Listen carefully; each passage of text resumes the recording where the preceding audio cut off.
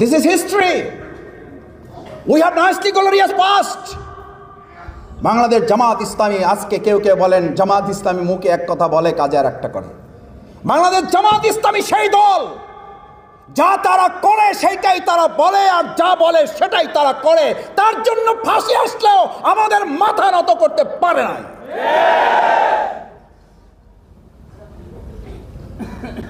এটা আমাদের অহংকার, এটা আল্লাহর পরে ভরসা করে আমরা এই কথা আমরাই শুধু বলতে পারি।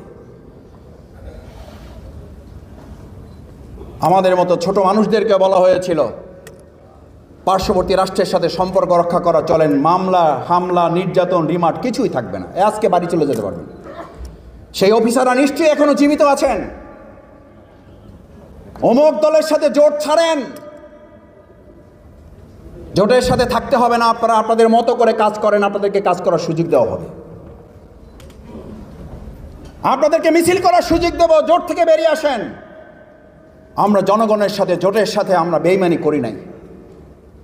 আমরা রিমান্ড নির্যাতন নিপীড়ন সহ্য করেছি, কারাগারের জুলুমের পর জুলুমের শিকার হয়েছি। আমাদের সামনে দিয়ে, আমার সামনে দিয়ে আমি বের হয়ে সাংবাদিক বৃন্দকে জিজ্ঞেস করেছিলাম, আমি কোটি কি আমার সাংবাদিক ভাইদের কাছে অনুনয় বিনয়ের সাথে জানতে চেয়েছিলাম, তখন আমার ভাইয়েরা আচ্ছা বলতে পারেন আমি শফিকুল ইসলাম মাসুদ তখন ঢাকা মহানগরীর কেবলমাত্র